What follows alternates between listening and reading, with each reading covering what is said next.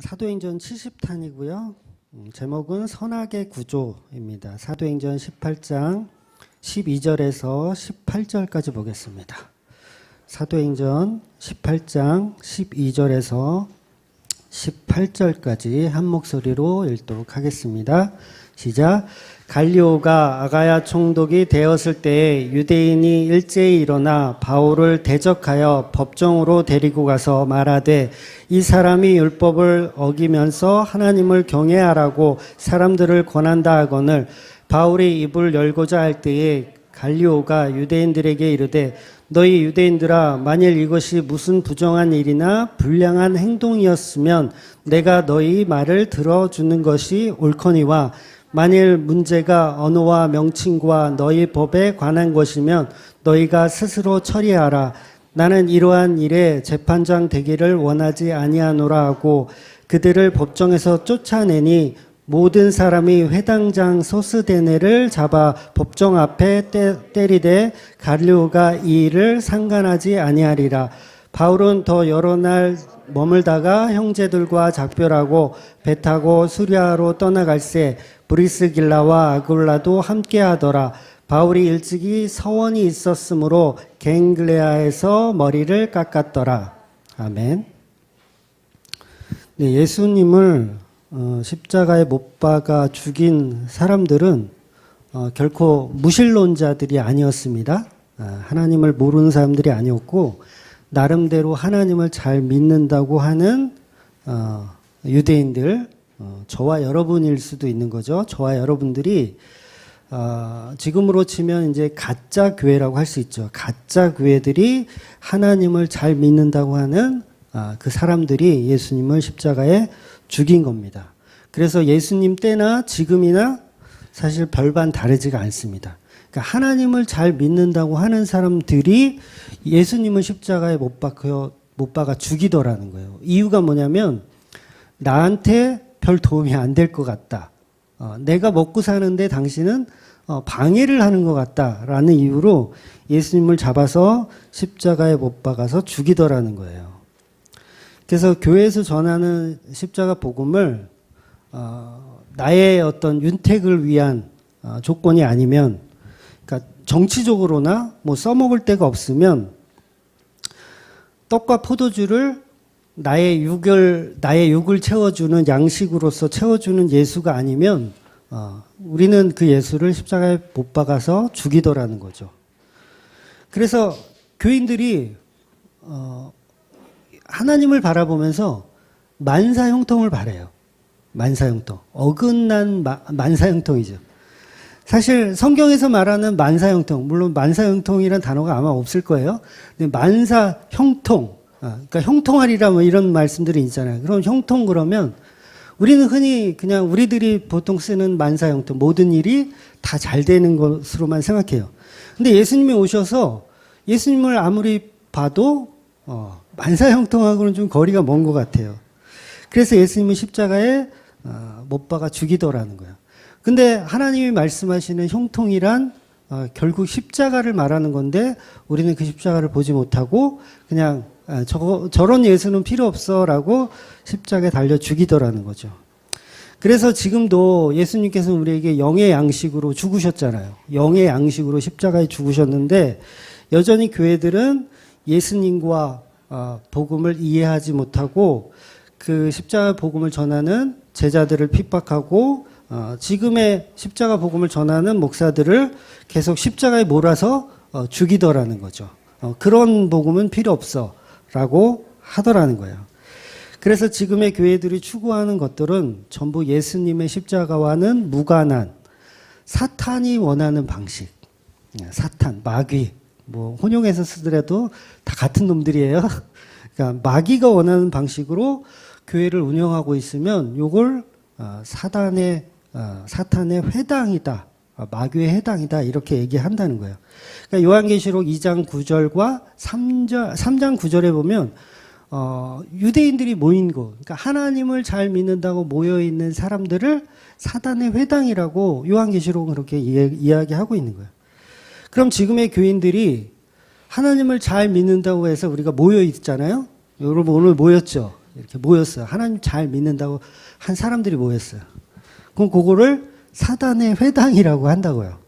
네, 얼마나 끔찍합니까? 바로 예수 그리스도의 십자가가 없는 하나님 사랑한다고 모인 사람들은 전부 사단의 회당이라는 거야. 그래서 이 말은 제가 뭐 만들어서 하는 말이 아니라 요한계시록이 그렇게 직접 예수님 말씀하신 거예요. 요한계시록에도 보면 왜 예수님이 하신 말은 빨간색으로 돼 있는 성경 있죠. 찾아보시면 요한계시록인데도 불구하고 빨간색으로 돼 있어요. 예수님이 사도 요한에게 직접 말씀하신 거예요. 그러니까 너희들이 하나님 사랑한다고 모여 있어도 나의 십자가의 복음의 뜻을 모르면 그건 사단의 회당이라는 거예요. 그럼 우리 보통 교회들도 마찬가지라는 거죠. 예수 그리스도의 십자가가 없는 교회는 그냥 사단에 회당하고 똑같더라는 거야. 그래서 그들이 추구하는 거는 결국 자기 욕심입니다. 자기 욕심. 그냥 교회들이 욕심을 부리는 거예요. 자기가 만사형통을 위해서 소원 성취를 위해서 욕심을 부리는 거예요. 여러분 장사 안 되는 식당 특징이 뭔지 아세요? 뭐 여러 가지가 있겠지만 뭐 불친절하다 뭐 이런 거 여러 가지가 있겠지만 제일 많은 게 뭐냐면 장사 안 되는 집은 꼭 가면 메뉴가 많아요. 메뉴가 뭐 이렇게 많은지 몰라.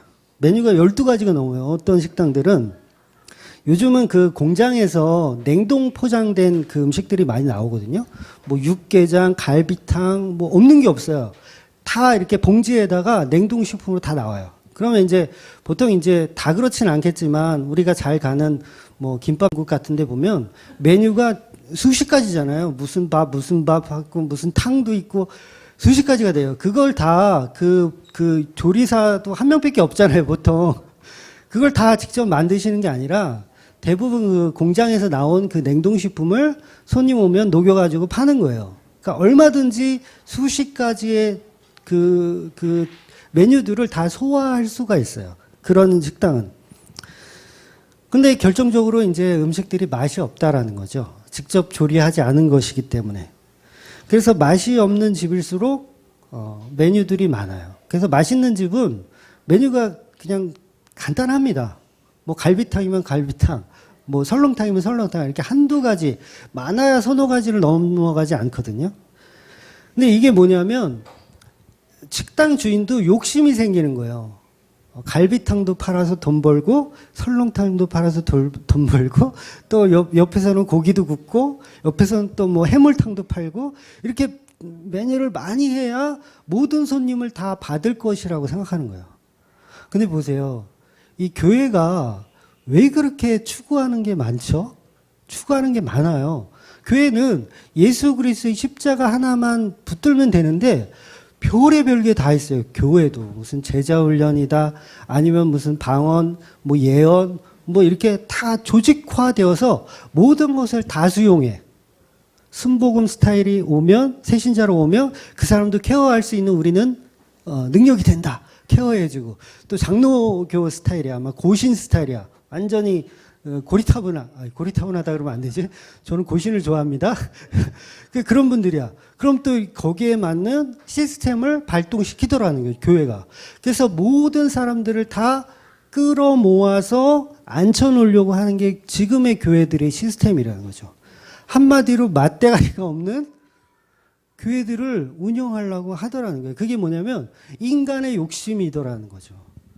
그런데 성경은 우리에게 한 가지만을 얘기합니다. 오직 예수 그리스도의 십자가 은혜만을 얘기한다라는 거죠.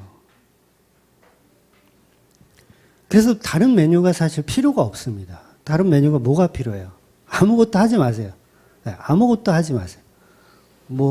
나는 정치적으로 뭘 하고, 난 도덕적으로 뭘 하고, 나는 예언하고, 나는 방언하고, 나는 구제하고, 봉사하고, 이런 게 다 필요가 없다고요. 교회는 예수 그리스도의 십자가만 파는 거예요. 다른 거 파는 게 아니에요. 그것만 팔면 나머지는 상관이 없어요. 전혀. 있거나 말거나. 있거나 말거나. 우리가 파는 거는 오직 판다 그러니까 무슨 장사 맞지 아니야. 그러니까 교회들은 예수 그리스도의 십자가로만 가지고는 장사가 안 되다 보니 메뉴를 늘려놓는 거예요, 계속. 우리 교회는 신유은사라는 새로운 메뉴를 하나 개발해가지고 딱 걸어놓는 거죠. 금요, 뭐 성령 집회 해가지고. 금요일 날 와서 이제 뭐 받으실 분, 뭐 은사 받으실 분 모여라. 장사하고 금요일 날 장사하는 거죠. 또 화요일 날은 횃불 기도회 해가지고 그때 오면 이제 방언의 능력을 받는다. 그래서 화요일 날 오시면 방언 받고 이렇게 메뉴들을 만들어 놓더라는 거예요. 이게 다 뭐라고요? 이게 사단의 회당이라는 거예요. 예수 그리스도의 십자가가 없는 그냥 하나님 사랑한다고 모아져 있는 사단의 회당이라는 거. 그래서 십자가가 없는 하나님 믿는 곳은 100% 거짓 선지자, 이단입니다. 예수 그리스도의 십자가 말고 다른 메뉴는 교회에서는 필요가 없어요. 있다 해도 십자가를 설명하는 도구로서의 기능이지 그 자체로서 메뉴가 될 수가 없는 거예요. 그게 본질이 아닙니다. 나머지는 전부 자기 욕심이에요. 목사 욕심, 성도들 욕심. 예를 들어서 하나님 사랑, 이웃 사랑, 성령 받자. 이게 뭐예요? 전부 자기 욕심이에요. 하나님 사랑, 이웃 사랑, 성령 받자. 그래서 예수님 그러시잖아요. 누가 내 이웃이냐? 그 얘기 하신다고요. 누가 내 이웃이냐? 하나님 사랑, 이웃 사랑 막 이렇게 메뉴를 막 만들어 놨어. 성령 받자 막 만들어 놨어. 그런데 누가 내 이웃이냐? 아니, 강도 만난 자, 그리고 선한 사마리아인을 알아야 된다는 거죠. 그 누가 내 이웃인지 알아야 된다는 거죠. 그것도 모르고 무슨 하나님 사랑을 하고 이웃 사랑을 하고 뭘 구제하고 봉사하고 예언받고 방언받으면 뭐 할 거예요. 누가 선한 사마리아인지도 모르는데 누가 내 이웃인지를 모르는데 그러니까 예수님을 모르고서는 답이 안 나오는 거예요. 그런데 전부 예수가 없는 무언가를 지금 계속 하더라는 거죠. 그래서 성경은 자기 욕심 소용없어 라고 얘기하는 거예요. 그래서 예수님 뭐라 그래요? 그 말씀에서 두 주인을 섬길 수 없다. 두 주인 섬길 수 없다요. 우리는 예수도 알고 하나님도 알고 성령님도 알고 다 안다고 이야기하잖아요. 우린 다 알아. 메뉴가 많아. 그런 자들을 거짓 선지자라고 하는 거예요. 전부 자기 욕심으로 채워놓고 있는 거죠. 그 욕심이 뭐냐면 예수님께서 말씀하시는 거예요. 그 욕심은 바로 만몬이다. 만몬. 결국 인간은 돈으로 다 표현이 되는 거예요. 그게 결국은 돈. 메뉴를 왜 늘려요? 돈 많이 벌려고. 교회에서 왜 이렇게 메뉴가 많아요? 돈 많이 벌려고. 그래서 두 주인을 섬길 수 없다고 하는 거예요. 오직 예수 그리스도의 십자가만 섬겨야 된다라고 성경은 말하는 거예요. 누가 내 이웃이냐? 그것도 모르면서 무슨 메뉴를 늘려서 하나님 사랑하고 이웃 사랑하고 뭘 하려고 그러냐라고 예수님이 설명해 주시는 거예요. 하나님 믿어서 뭐 하려고요? 하나님 믿어서 뭐 하려고? 결국 나 건강하고 나 부자 되고 나 잘 되고 잘 먹고 사는 거. 거기에는 십자가가 없다라는 거예요. 그래서 두 주인을 섬길 수 없다라고 예수님 말씀하시는 겁니다. 하나님 잘 믿는다는 사람들이 그런 말 하잖아요. 나는 예수도 알고 바울도 알고. 그런데 사도행전 19장 15절에는 이 말을 누가 해요? 악기 들린 귀신이 이 말을 하더라는 거예요. 그러니까 악기 들린 귀신도 나 예수도 알아. 나 바울도 알아. 이런 말을 한다고요. 나는 성령 받았어. 아주 지겨워 죽겠어. 그런 얘기 전화로 해서 자기는 성령 받은 사람이라고. 나는 방언 받았어. 뭐 예언 받았어. 나는 은사 있어. 전부 자기 욕심이에요. 자기 욕심으로 만들어 놓은 거예요. 성령 속이는 겁니다. 예수 십자가는 안 믿는 거예요. 자기가 주인이에요. 자기가 주인. 성령 받은 내가 주인이에요. 그러니까 교회에서 새벽기도 많이 해보셨죠? 저도 많이 했어요. 우리 시즌일 때도 새벽기도 했거든요.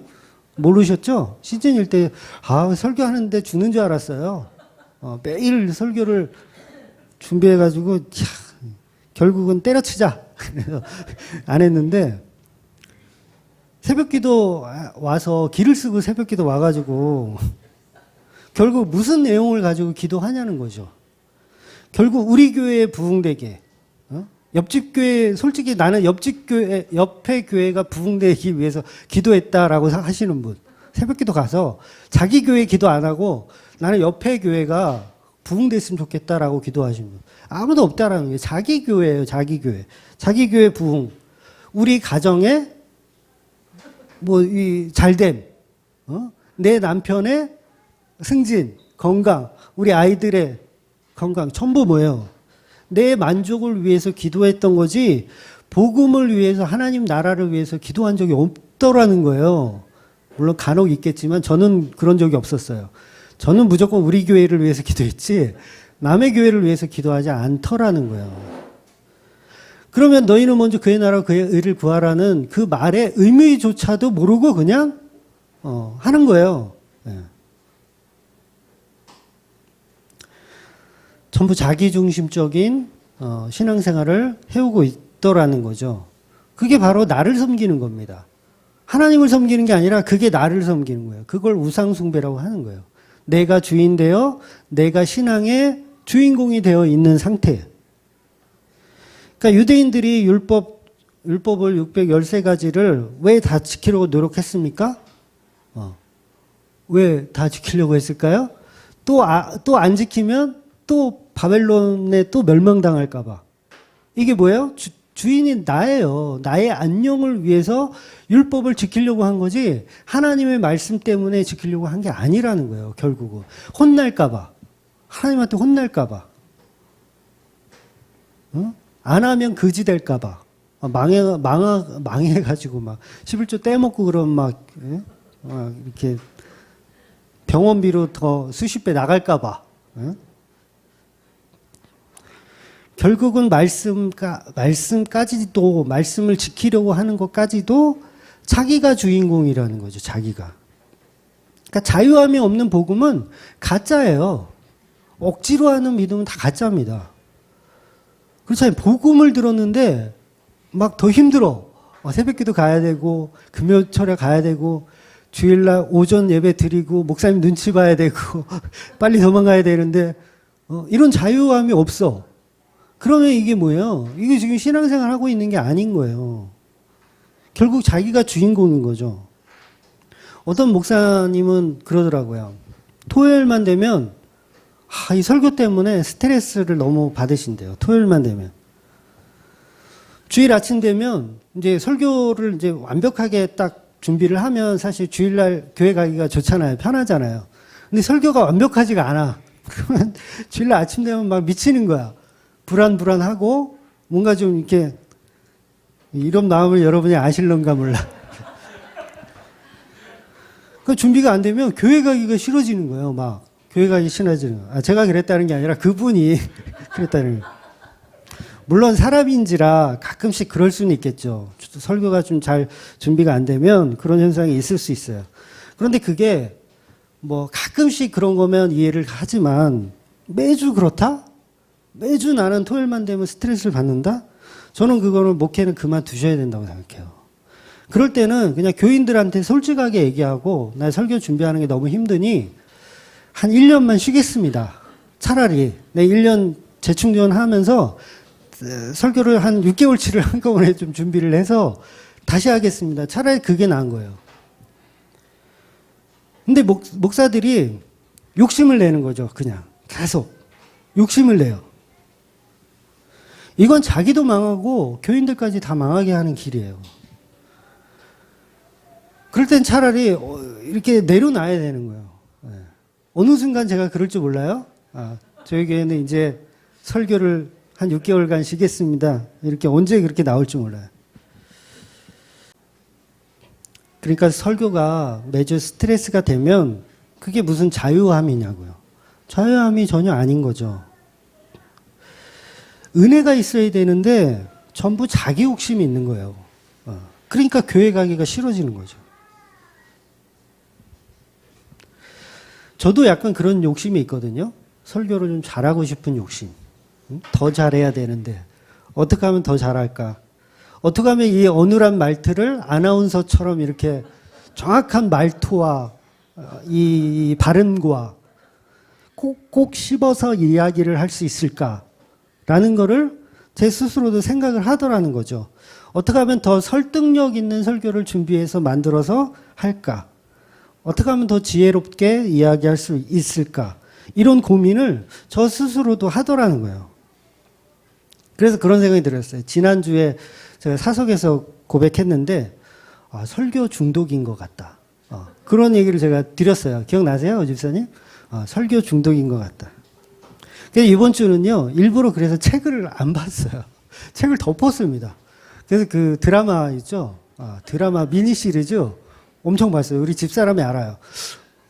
또 드라마를 보게. 저는 드라마를 한번 보면 끝까지 봐야 되거든요. 근데 요새 드라마 왜 이렇게 재미없는지 옛날 드라마만큼 재미는 없더라고요. 좀 지겹긴 했는데 일부러 좀 책을 좀 멀리 했어요. 설교 중독인 것 같아서. 왜냐하면 내가 더 이렇게 뭔가를 더 잘하고 싶은 그 욕심이 내 안에 울림으로 작용해서 야, 또 시작이야 라는 느낌이 있더라는 거죠. 그래서 드라마를 좀 많이 봤어요. 고린도전서 2장 4절 5절 볼게요. 고린도전서 2장 4절 5절 같이 읽을게요. 시작. 내 말과 내 전도함이 설득력이 있는 지혜의 말로 하지 아니하고 다만 성령의 나타나심과 능력으로 하여 너희 믿음이 사람의 지혜에 있지 아니하고 다만 하나님의 능력에 있게 하려 하였노라. 아멘. 물론 이 말이 설교 준비를 하지 말고 드라마 보라는 얘기는 아니에요. 오해는 하지 마세요. 설교 준비를 하지 말고 드라마 보라는 얘기는 아니지만 내 말과 내 전도함에 있어서 나의 설득력으로 나의 지혜로운 말로 하려고 하는 모습이 잘못됐다라는 걸 바울도 알았었더라는 거예요. 동일한 마음을 저하고 제가 이제 그 바울의 마음을 느낀 거죠.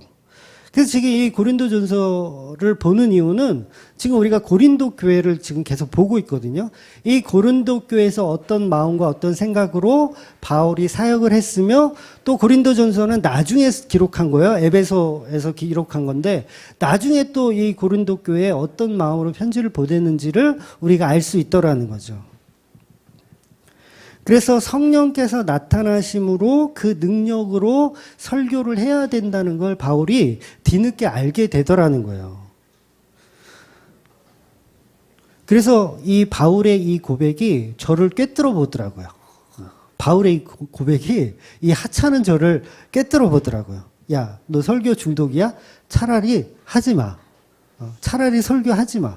근데 안 할 수는 없고 그러면 드라마나 좀 볼게요. 이렇게 돼버린 거죠. 결국 내 힘으로 하려는 그 노력 자체도 인간의 행위였다는 거예요. 하나님의 은혜를 붙들어야 되는데 자꾸 사람의 설득력, 사람의 지혜의 말로 뭔가를 더 열심히 하려고 하더라는 거죠. 그래서 쓸데없는 연구의 시간을 너무 허비하더라는 거예요. 제 자신이. 쓸데없는 연구. 예를 들어서 제가 연보를 이제 신라하고 디모데가 가져왔다고 얘기를 했잖아요. 그럼 마게도니아에서 가져왔는데 그렇다면 데살로니가 교회에서 가져왔을까? 아니면 빌립보 교회에서 또 두 군데에서 가져왔을까? 이런 것을 쓸데없잖아요. 이걸 왜 연구하고 있어요? 그러니까 이런 쓸데없는 시간을 허비하고 있는 제 자신을 발견하더라는 거예요. 이게 뭐냐면 조금 더 설교를 디테일하게 좀 잘하고 싶은 마음이 제 안에 있더라는 거죠. 근데 바울은 이미 고린도 교회에서 사역을 다 마치고 나서 나중에 3차 전도여행 가서 이 느낌을 그대로 고린도 교회에 하더라는 거예요. 그러니까 1년 6개월을 있으면서 얼마나 디테일하게 바울이 가르치려고 노력을 했겠어요. 고린도 교회는 아주 끔찍한 지역이거든요. 좀 이따가 이제 말씀드릴 텐데, 그래서 더 막 인간의 힘으로 하려는 그게 결국 바울에게는 그게 어리석었다라는 걸 고백하게 되더라는 거죠. 그래서 바울도 다른 것은 다 버렸다고 고백을 하게 돼요. 고린도전서 2장 1절, 2절 볼게요. 방금 했던 말씀 앞에 쪽에 있는 말씀이에요. 시작. 형제들아, 내가 너희에게 나아가서 하나님의 증거를 전할 때에 말과 지혜의 아름다운 것으로 아니하였나니 내가 너희 중에서 예수 그리스도와 그가 십자가에 못 박히신 것 외에는 아무것도 알지 아니하기로 작정하였음이라. 너무 놀랍죠? 바울이 이런 고백을 했다라는 게 좀 놀라워요. 아니, 이렇게 학문이 출출하신 분이 나는 예수 그리스도의 십자가 말고는 그 외의 모든 것은 내가 알지 않기로 작정했다. 아니, 데살로니가에서 연보를 보냈는지 빌립보에서 보냈는지 나는 알지 않기로 작정했다. 물론 중요합니다. 물론 중요해요. 그러니까 그 의미로 얘기를 하더라는 거예요. 그러니까 욕심이었다라는 거죠. 욕심, 인간의 욕심. 그냥 은혜로 덮어야 하는데 인간의 욕심이 계속 발전해서 저 역시도 메뉴를 많이 만들고 싶어지더라는 거예요. 예수 그리스도의 십자가 하나만 담백하게 전해도 1시간 반이 걸리는데 거기다 자꾸 뭔가를 자꾸 추구하려는 저의 모습이 보여지더라는 거죠. 그래서 설교는 지식 전달이 아니거든요. 그러니까 욕심이었다라는 거죠. 욕심, 인간의 욕심. 그냥 은혜로 덮어야 하는데 인간의 욕심이 계속 발전해서 저 역시도 메뉴를 많이 만들고 싶어지더라는 거예요. 예수 그리스도의 십자가 하나만 담백하게 전해도 1시간 반이 걸리는데 거기다 자꾸 뭔가를 자꾸 추구하려는 저의 모습이 보여지더라는 거죠. 그래서 설교는 지식 전달이 아니거든요. 설교를 전하는 제가 먼저 그래야 되고요. 듣는 여러분도 쓸데없는 것에 집중할 필요가 없어요. 그냥 설교가 뭐 중간중간 틀리더라도 그냥 중요한 거 아니면은 그냥 넘어가도 의미가 상관이 없어요. 뭐 제가 틀렸다라는 건 아니고. 그러니까 저와 여러분이 은혜만 본다면 주일이 기다려줄 수밖에 없는 거죠. 은혜만 본다면. 그래서 사도행전 18장에서도 바울이 유대인들을 타켓으로 해서 설득력 있는 이야기를 했던 거예요. 처음에는. 그런 것들을 했던 거예요. 유대인들은 여전히 그런데 믿지 않더라는 거죠. 타켓으로 삼았는데 오히려 고린도 사람들이 예수님을 믿는 거예요. 내가 타켓 삼은 사람들은 안 믿고 엉뚱한 사람들이 믿더라는 거죠. 그래서 복음은 누군가에게 언변이 좋고 설득력이 좋은 방식으로 이야기해도 소용이 없더라는 거예요. 예수님은 바울이 아니더라도 전도를 위해서는 다른 누군가를 또 사용하더라는 거죠. 그래서 나중에 바울의 뒤를 이어서 고린도 교회에서 이제 사역을 감당하거든요. 아볼로가. 이제 다음 주에 보겠지만 아볼로도 이제 유대인 출신이에요. 유대인 출신이고 그 애굽에 있던 그 알렉산드리아 출신이에요. 그 알렉산드리아는 로마 다음으로 큰 도시예요. 애굽에 있는 도시인데 로마 다음으로 큰 도시예요. 그러니까 바울이 서울대학교 출신이라면 아볼로는 뭐 하버드 뭐 더 좋은 대학 있죠. 그런 스타일인 거예요. 그러니까 아볼로가 더 어떻게 보면 더 적합한 인물이 되는 거죠. 그러니까 바울이 그런 걸 다 이제 나중에 깨닫게 되는 거예요. 그래서 오히려 유대인들을 타겟으로 전도를 했더니 소용이 없더라는 거죠. 그래서 나중에 바울도 이 아볼로가 자기보다 좀 낫다라는 걸 이렇게 조금 이제 은유적으로 표현을 하긴 해요. 이제 뭐라고 표현하냐면 고린도전서 3장 6절 볼게요. 시작. 나는 심었고 아볼로는 물을 주었을 때 오직 하나님께서 자라나게 하셨나니. 그렇죠. 이런 말을 하죠. 나는 심었다. 처음에 내가 고린도 가서 고생은 좀 했지만 이렇게 심었는데 아볼로가 와서 물을 줬다라는 거예요. 잘 자라게 했다. 근데 결국 그것을 자라나게 하신 분, 그분은 누구시다? 하나님이시더라는 거예요.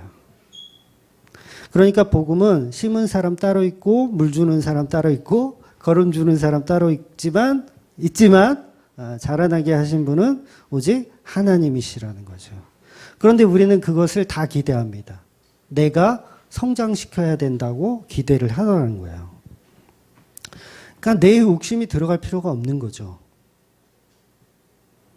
그렇다고 저처럼 설교 준비를 하지 말고 드라마를 보라는 얘기는 아닙니다.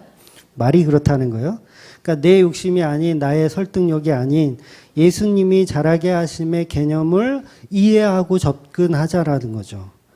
그래서 내 지식과 내 설득력으로는 복음이 전해지지 않더라는 겁니다.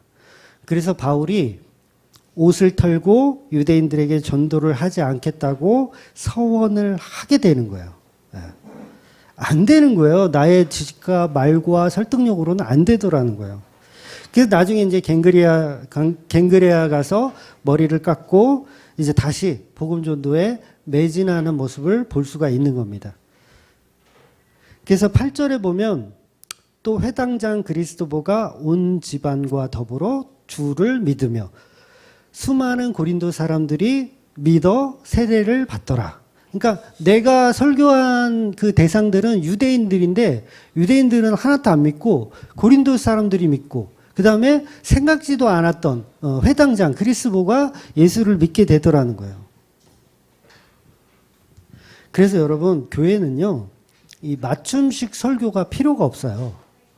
맞춤식 설교 이거 아세요? 어떤 목사님들은요 이 자기 설교를 인터넷에 절대 안 올린다는 사람들이 있어요. 그런 분이 있어요. 진짜. 요번 코로나19에도요, 절대 안 올린대요. 자기 설교를 인터넷상에 안 올린대요. 이유가 뭐냐면, 내가 하는 이 설교는 우리 교인들을 위해서 그 맞춤식 설교를 한 건데, 이거를 다른 사람이 들으면 무슨 소용이 있냐? 라고 고집하시는 목사님들이 있더라고요. 그래서 실제로 안 올리세요, 절대. 이 설교는 우리 교인들을 위한 거다. 맞춤식 설교. 근데 보세요. 우리 주맘교회만 보더라도 맞춤식 설교를 제가 시즌 1 때 많이 했잖아요. 근데 본인들은 다 나가고 맞춤식 설교를 받으신 분들은 다 나가고 엉뚱한 분들이 지금 다 여기 앉아 계시잖아요. 네. 그러니까 설교는 맞춤식 설교가 될 수가 없는 거예요. 그 또한 인간의 욕심인 거예요. 사람의 욕심. 저 사람한테 맞는 설교를 내가 타겟 삼아 하는 거죠. 네. 근데 성경은 그게 필요가 없어요. 왜냐하면 그리스도의 십자가 복음만을 전하기는 거기 때문에 맞춤식 설교가 필요가 없다고요. 그래서 바울도 유대인들에게 타겟 삼아 전도를 했더니 유대인들을 안 믿고 오히려 고린도 사람들이 예수를 믿더라는 거죠.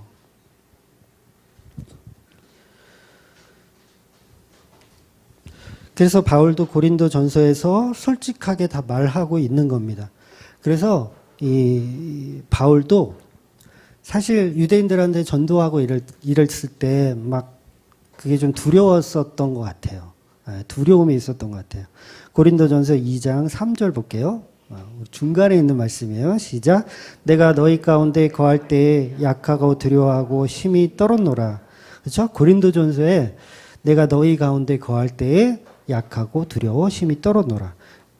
그러니까 솔직히 고린도 교회에서 사역할 때 초기에 엄청 쫄았다는 얘기예요.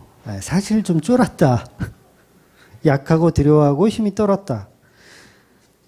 그러니까 바울이 고린도 교회에서 유대인들을 대상으로 타겟 삼아 설교할 때 유대인들 공격을 많이 받았잖아요. 그랬을 때 솔직히 쫄았다. 그래서 그런 상황에서 지난주에 본문 말씀처럼 예수님께서 나타나셔서 쫄고 있는 그 바울에게 나타나셔서 걱정하지 마라. 복음을 계속 말하라.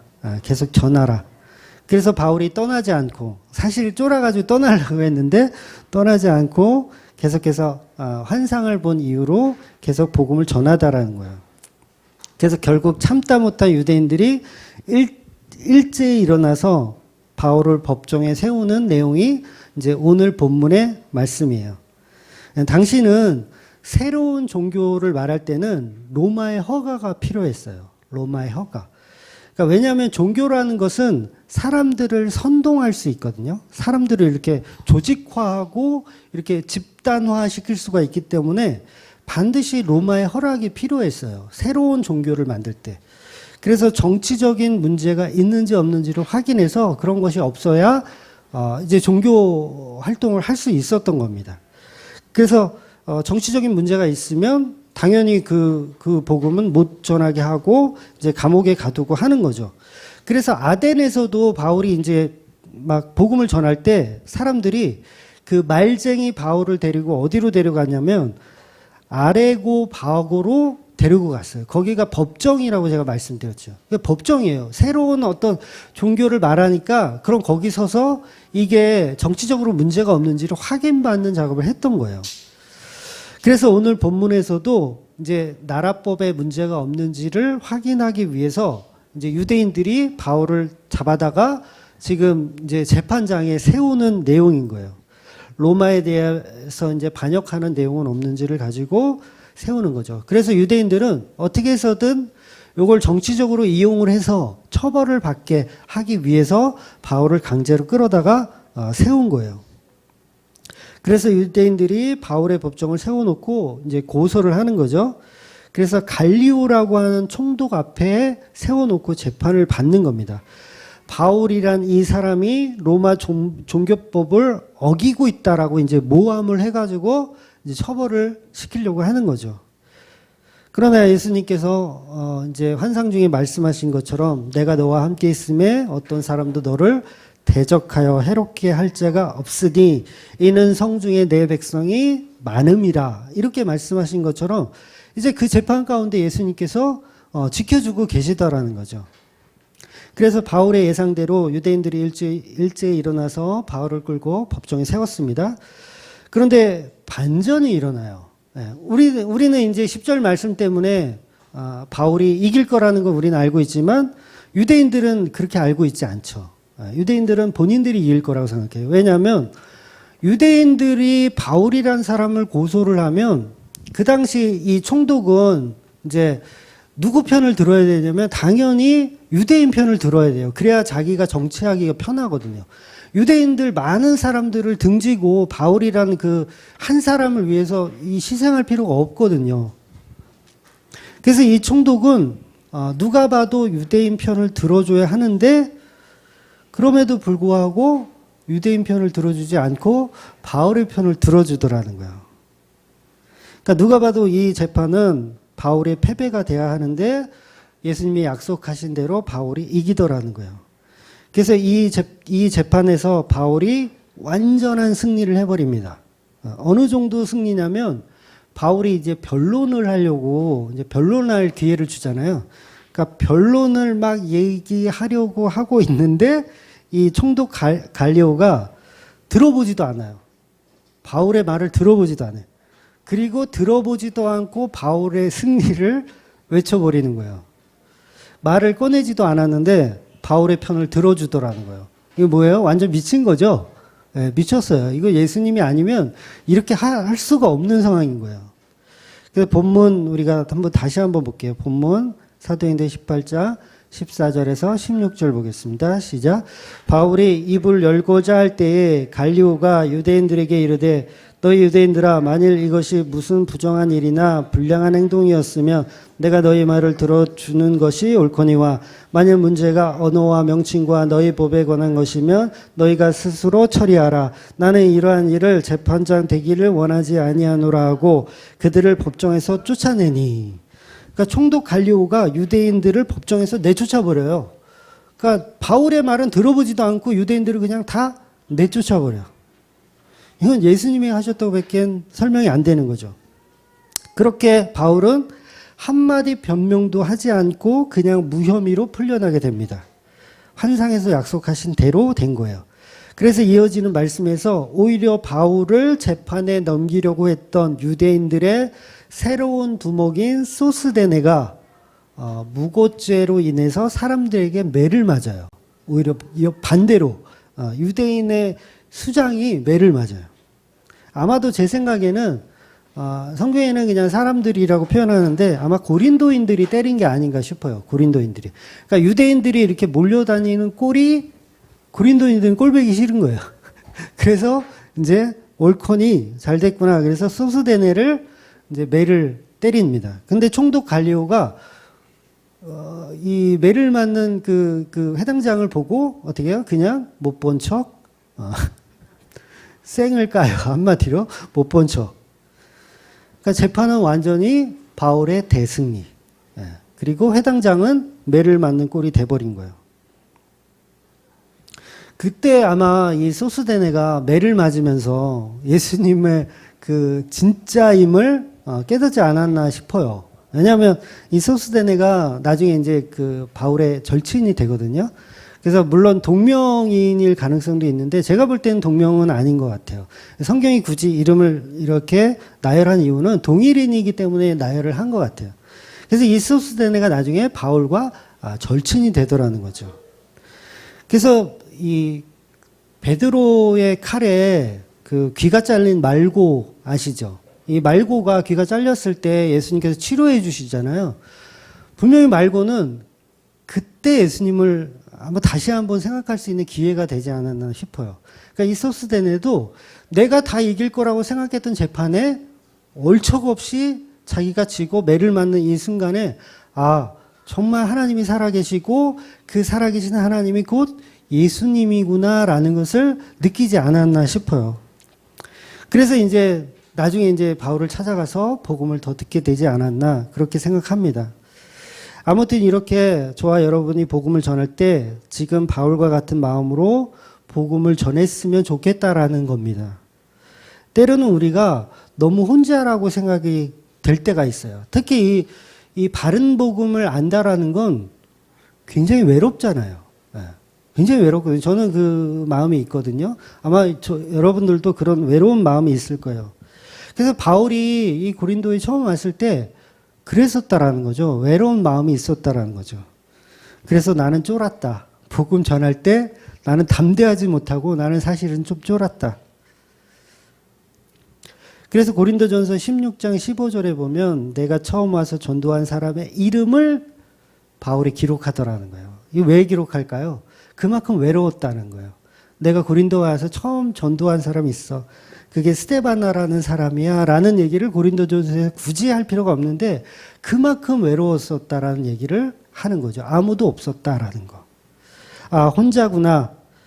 그런데 이미 누군가를 통해서 십자가 복음은 전해지고 있더라는 거예요. 그러니까 저와 여러분이 그걸 아셔야 된다는 거죠.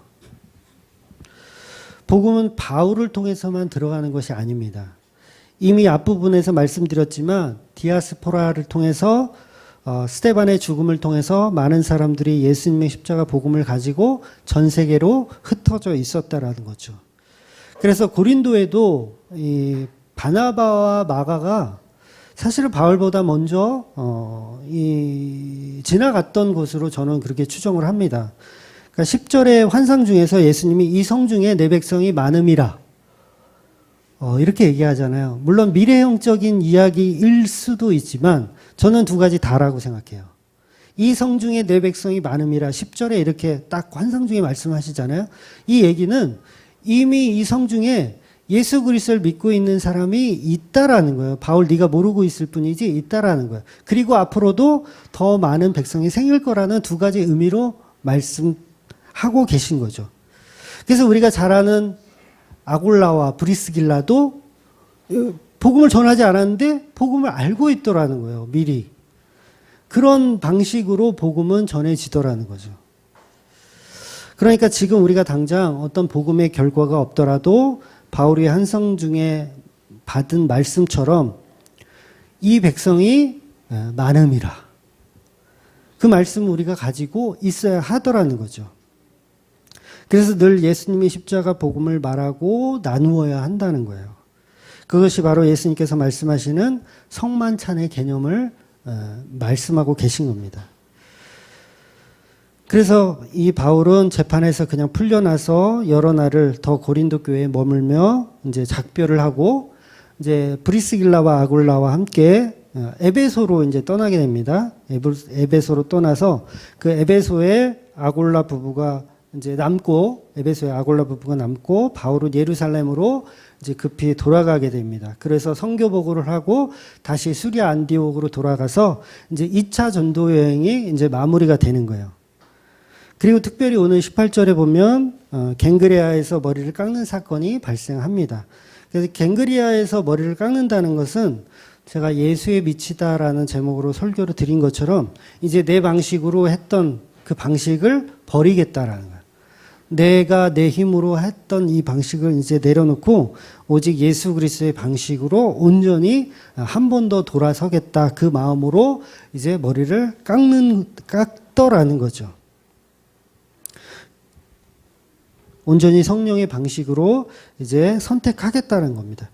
그래서 아까 고린도전서 2장에서 우리가 봤지만 고린도전서가 쓰여진 것은 이제 에베소서에서 쓰는데 2차 때는 아니고 3차 때 아마 쓴 것 같아요.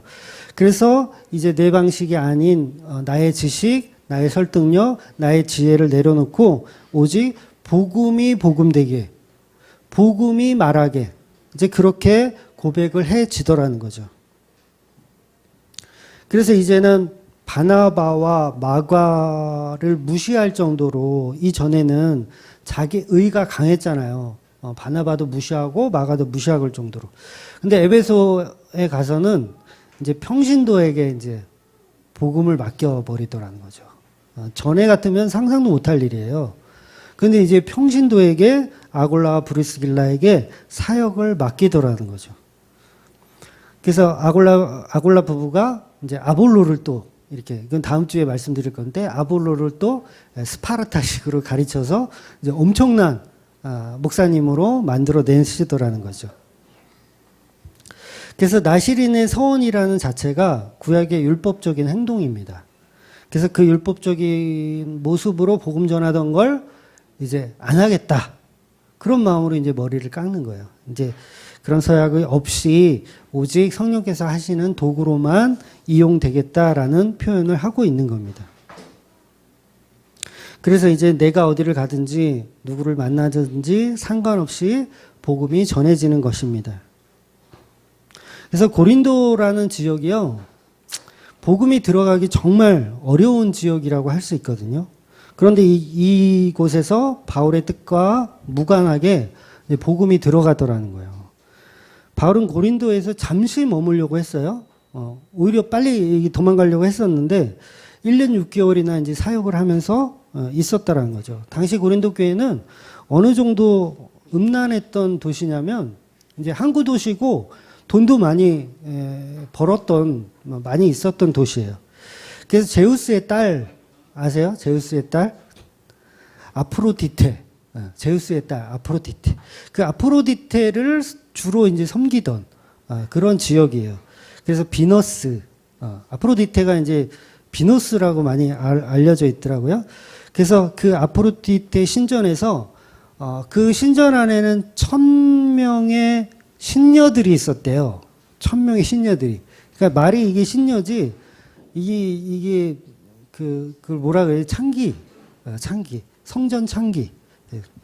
그래서 그 관광객들에게 그런 짓을 하고 이런 죄로 가득한 이런 도시였어요. 그러니까 이런 도시에 어떻게 복음이 들어가냐고요. 이건 바울의 능력이 아닌 거죠. 오히려 인간적으로는 유대인들에게 복음을 전하기가 바울은 더 편했어요. 오히려 고린도 사람들은 타락해가지고 오히려 힘들고 유대인들이 더 쉬울 것 같았어. 유대인들은 아브라함도 알고 모세도 알고 더 쉬울 것 같은데 그게 안 되더라고요. 그런데 인간의 생각과는 다르게 고린도인들에게 복음이 잘 들어가더라는 거예요. 그래서 바울이 전도를 할 때 회당을 고집하는 이유가 단순히 자기가 바리새인 출신이기 때문에 유대인들을 고집하는 게 아니라 나름대로 자신이 있던 거예요. 유대인들에게 공략할 자신이 있던 거예요. 왜냐하면 유대인들을 상대로 나의 지식과 나의 경험과 이런 것들이 잘 먹힐 거라고 생각을 했기 때문에 회당을 가서 전도를 하더라는 거죠. 그래서 내가 스님 출신의 목사면 스님들한테 전도하기 편하겠죠. 예. 이게 뭐냐면 이게 인간적인 생각이더라는 거예요. 이게 인간적인 생각. 그러니까 내가 신천지 출신이면 신천지한테 가서 전도하면 편할 것 같아. 내가 다락방 출신이면 다락방에 가서 전도하면 쉬울 것 같아. 근데 오히려 안 되더라는 거예요, 그게. 예. 그래서 전문 지식으로는 할 수 없는 것. 그래서 인간의 방식이 아닌 오직 하나님의 방식으로 예수님의 방식으로만 해야 된다는 거죠. 그래서 고린도전서 2장을 우리가 나누었던 것처럼 그런 방식으로는 안 되더라는 것을 바울이 알게 되더라는 거죠. 그래서 여러분 복음이라는 것은 내 생각과 다르게 들어갈 때가 너무도 많이 있습니다. 제 생각에는 교회 다니는 사람들한테 바른 복음 전하면 다 이해하고 다 받아들일 것 같아. 저도 그랬어요. 야, 이 바른 복음을 교회 30년 다닌 사람한테 조금만 얘기하면 옳거니 하고 금방 이렇게 복음을 이해할 것 같은데 이상하게 안 되더라는 거죠. 그래서 복음 전하는데 세상 사람들이 문제가 아니에요, 사실. 이 교회 하나님 잘 믿는다고 하는 사람들이 사실 문제예요. 이 사람들이 유대인들과 동일하거든요. 그래서 복음 전하는데 무신론자들보다 교회 다니는 사람들, 십자가 복음을 잘 이해할 것 같은데 오히려 세상 사람들보다 더 어렵더라는 거예요. 그래서 목숨처럼 율법을 지키려는 그 바리새인들에게 복음이 안 들어가는 것처럼 여전히 그렇다라는 거죠. 여러분, 세상은 죄가 무엇인지 모르고 살아갑니다. 죄가 무엇인지 몰라요. 우리가 알고 있는 죄가 그 죄가 아니에요. 우리가 알고 있는 죄는 우리들이 합의해 놓은 거예요. 그러니까 헌법 그러면 국회의원들이 이렇게 머리 싸매고 이렇게 정해 놓은 거예요. 근데 그걸 죄라고 하지만 성경이 말하는 죄는 그것과는 조금 다르더라는 거죠. 물론 겹치는 부분도 있지만 대부분은 달라요. 여러분, 우리가 선악과를 먹고 선악의 주체를 알게 된 것이 죄가 아니에요. 잘 이해하고 들으세요. 어려우니까.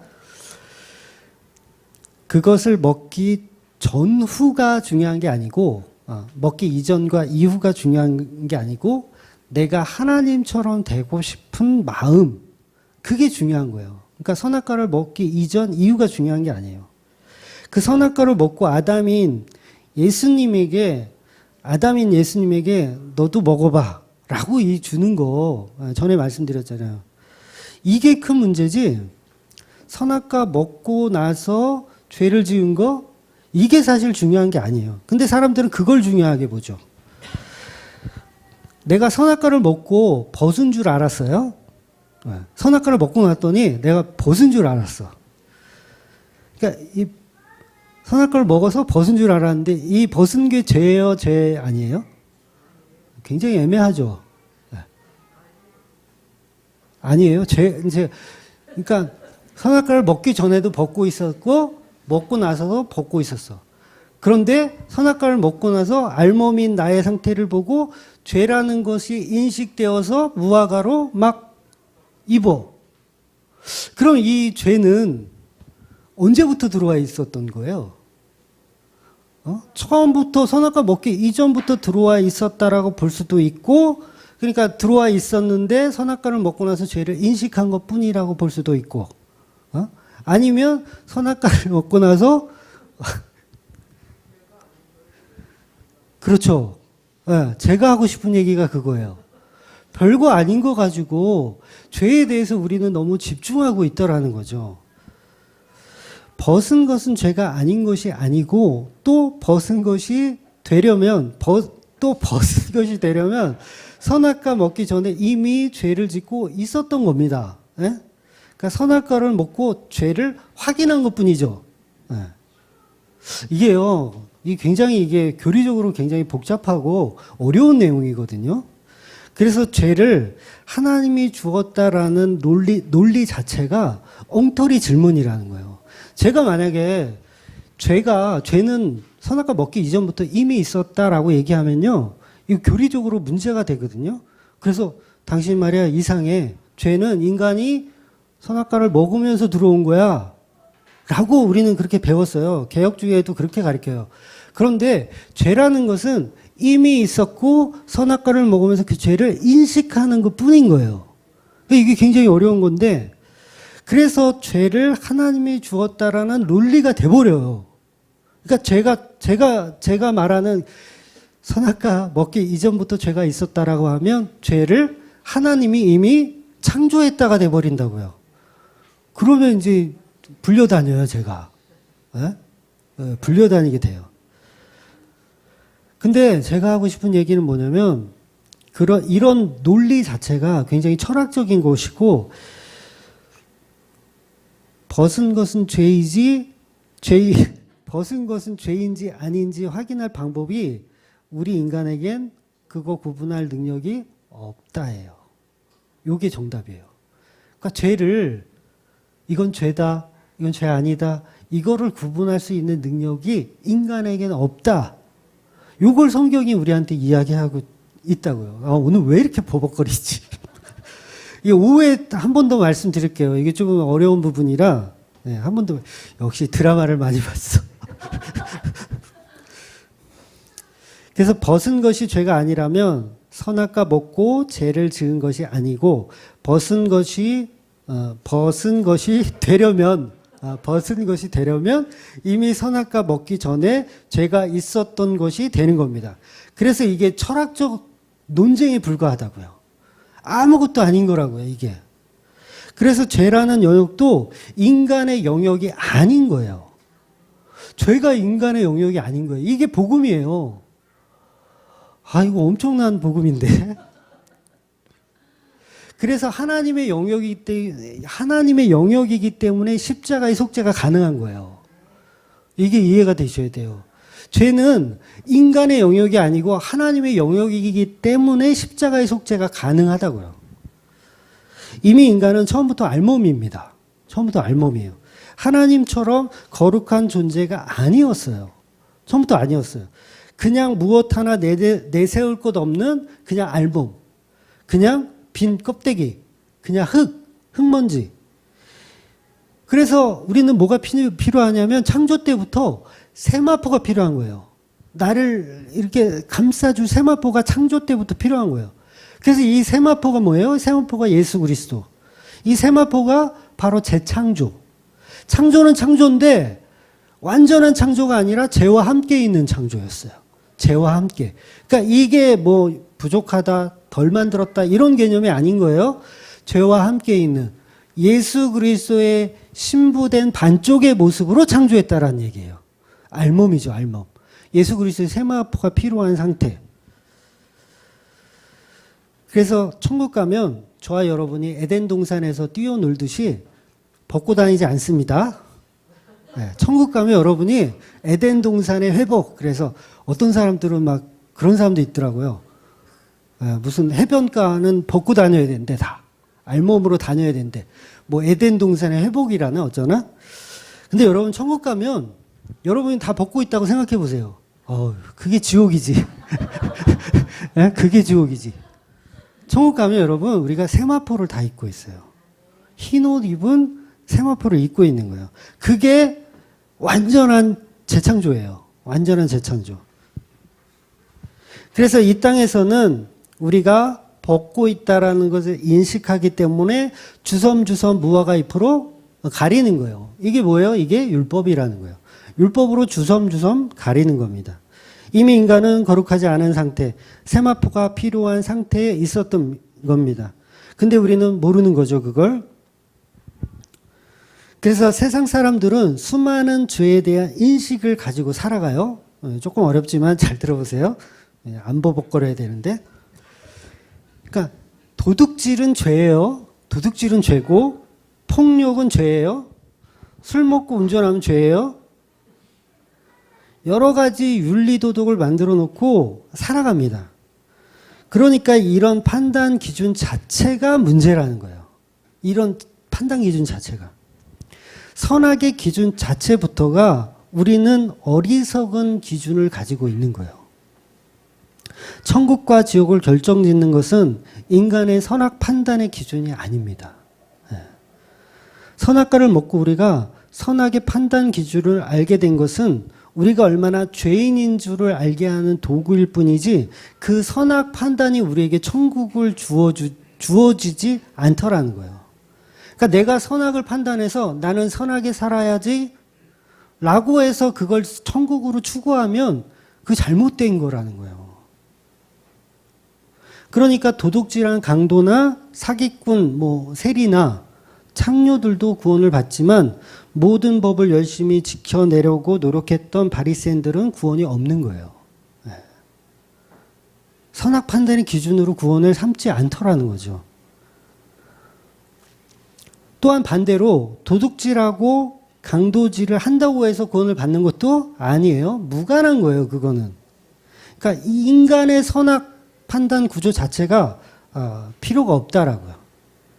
그런데 많은 종교인들은 여전히 인간의 선악 구조로 종교를 만들어요.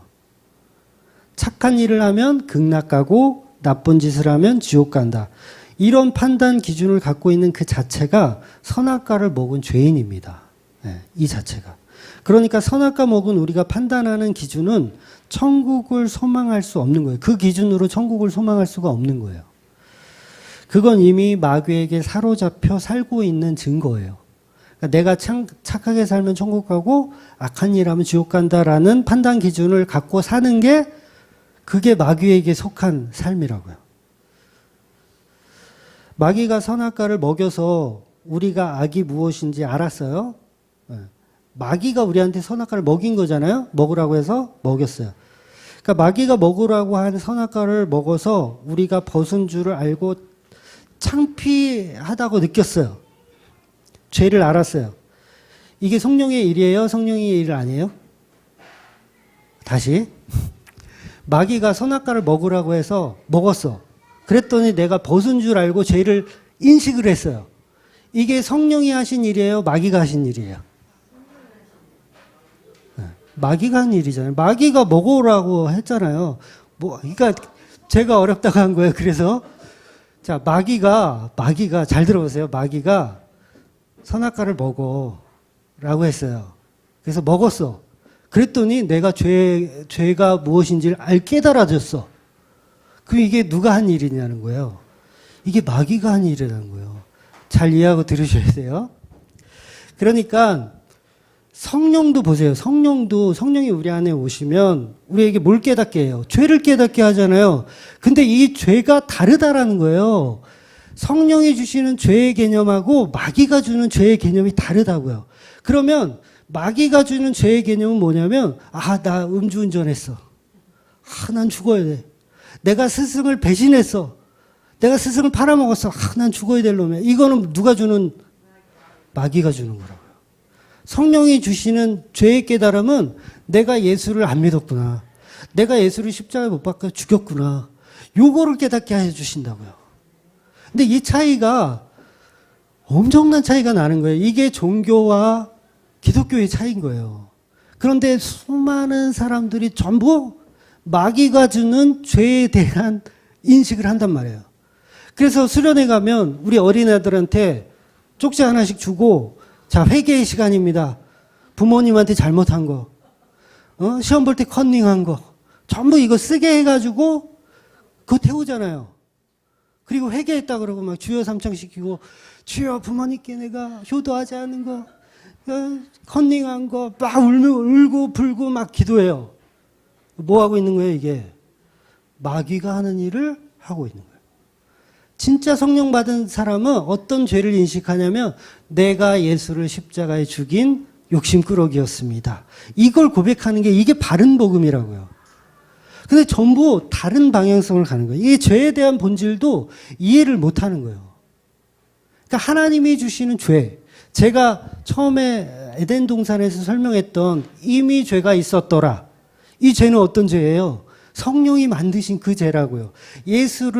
예수가 필요한 그 죄의 상태, 알몸이잖아요. 세마포가 필요한 죄인이잖아요. 그 상태로 출발을 했다고요. 그런데 마귀가 그 죄를 바꿨어요. 다른 방식으로 바꿨어요.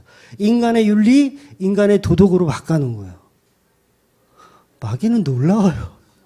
놀라워요. 거기에 모든 사람들이 지금 다 매달려 가는 거예요. 교회들도 마찬가지예요. 모든 교회들이 윤리 도덕으로 매달려 가는 거예요. 그럼 어디 가요? 네, 결국 지옥 가는 거예요.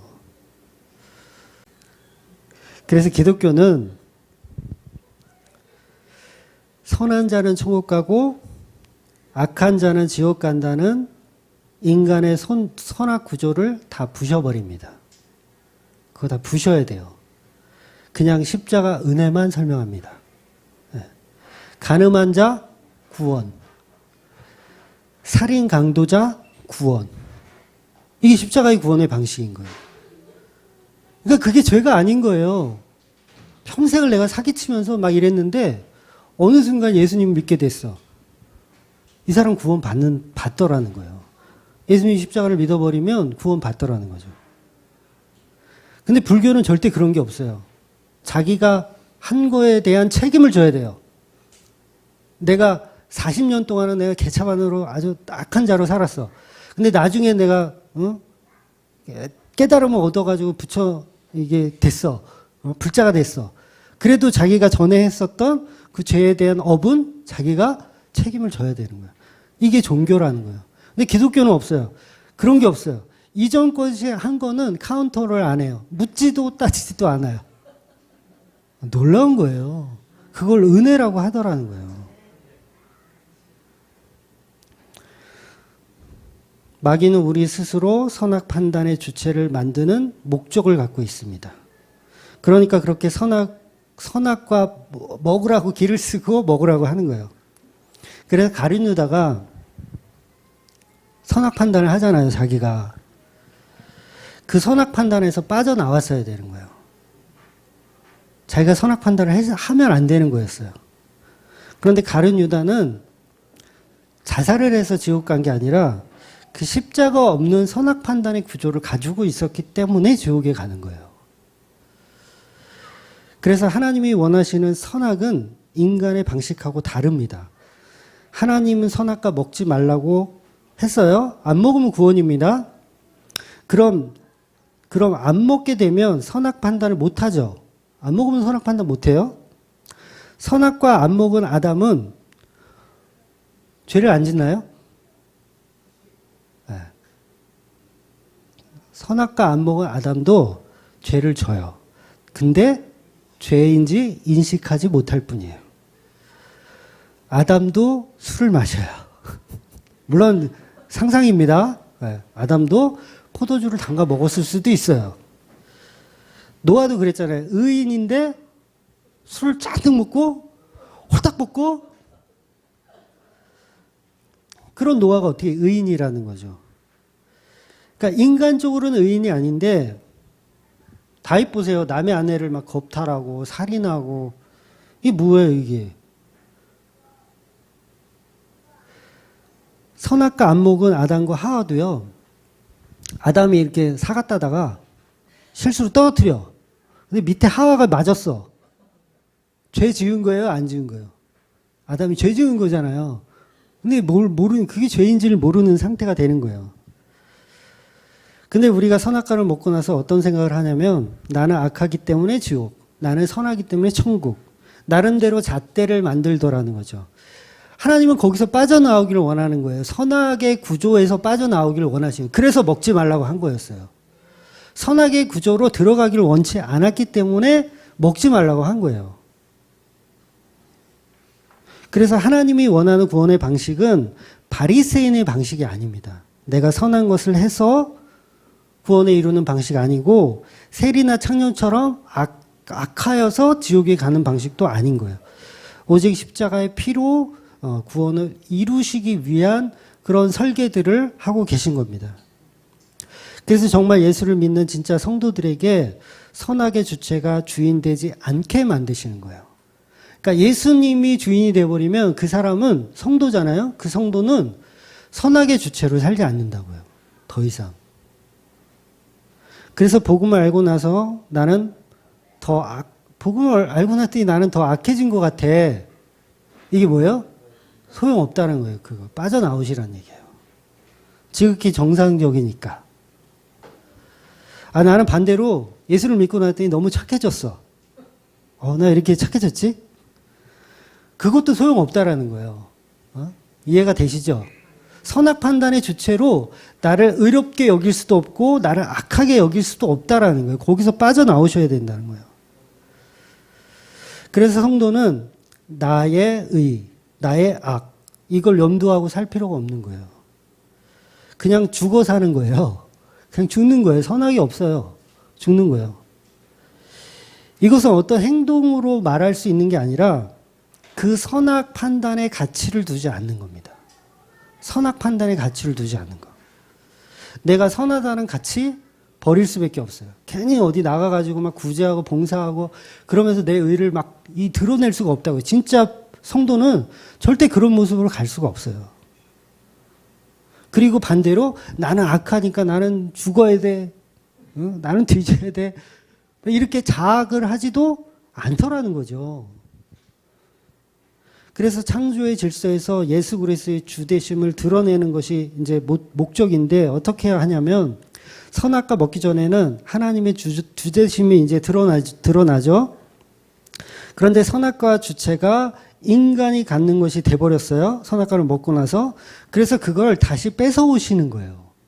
선악의 주체는 하나님이다 이거예요. 여러분 하나님이 선하다고 하면 선이에요. 하나님이 악하다고 하면 악이에요. 그러니까 이 선악의 주체를 하나님이 다시 뺏어오신다고요. 이게 십자가예요. 다시 뺏어오시는 거예요. 그래서 선악과 먹고 나서는 인간 자신이 선악의 주체가 됩니다. 내가 내 주체를 선악으로 결정하더라는 것이요. 아담이 선한지 악한지는 하나님이 판단할 몫인데 인간 자기가 판단하더라는 거예요.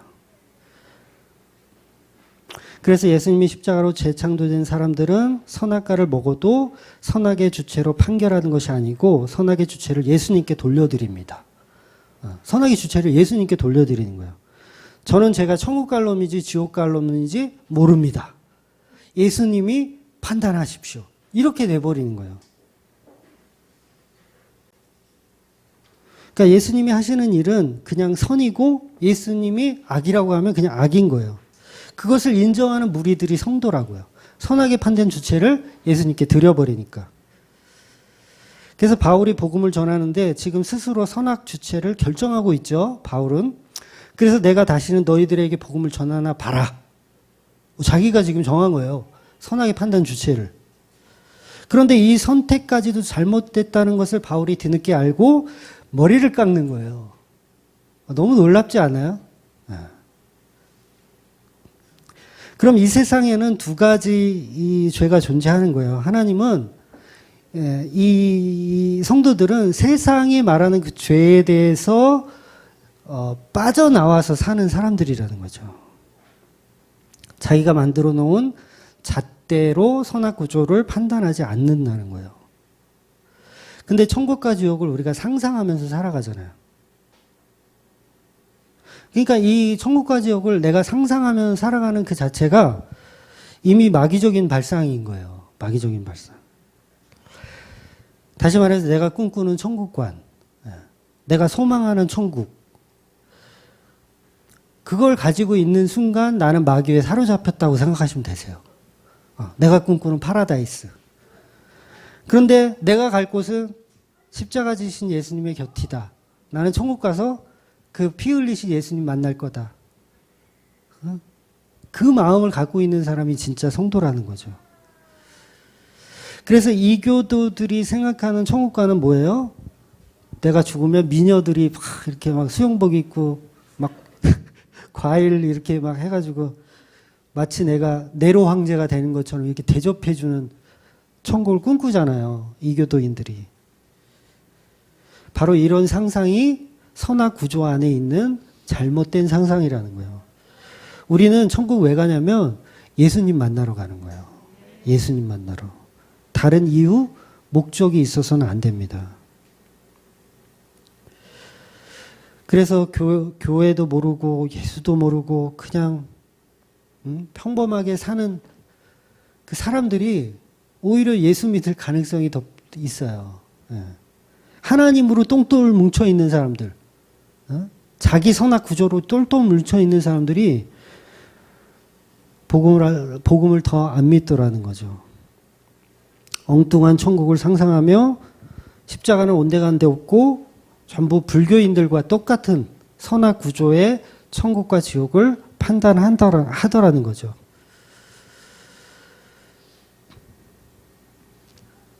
그러니까 전도가 안 돼요. 지금의 교인들에게도 그래서 전도가 안 돼요. 목사들부터 전도가 안 되더라고요. 하나님을 이용해서 그냥 건강하게 돈이나 많이 벌고 행복해지기를 바라지 십자가 복음이 어디 있어요, 교회에. 이미 오래전부터 사라졌어요. 그냥 전부 사탄의 회당이에요.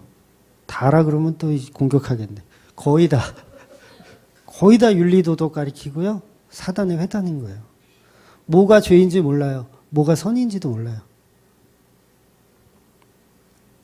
그래서 복음은 선악구조를 뛰어넘어야 됩니다. 복음에서는 모든 인간을 그냥 죄인으로 보는 거예요. 모든 인간을. 인간은 나름대로 선악구조를 판단하여 이것은 선, 이것은 죄라고 판단하지만 성경은 그렇게 얘기하지 않아요. 모두 죄다. 모두 죄다. 그러니까 모두 죄라고 하는데 거기에 뭐 분야를 나눌 필요가 뭐 있어요. 무슨 강도, 도둑질, 뭐 간음 뭐 이렇게 나눌 필요가 뭐가 있냐고요. 여러분 사도 바울이 교회에 편지 보낼 때 뭐 간음하지 마라, 뭐 비판하지 마라 이런 얘기 얼마나 많이 해요. 그러면 사도 바울이 말하는 죄에 대한 개념은 제가 말씀드린 윤리 도덕이 아니라고요. 앞에 얘기했던 그 세마포에 관련된 죄들만 얘기해요. 근데 못 알아들는 거예요. 사람들이 못 알아듣는 거. 그걸 다 윤리 도덕으로 생각하는 거죠. 그래서 음주운전하면 죄다. 전부 그거. 아니 음주운전 하란 말이 아니에요. 그거 하면 안 돼요. 큰일 나요. 그거 하란 얘기가 아니라 그렇게 우리는 못 알아듣더라는 거죠.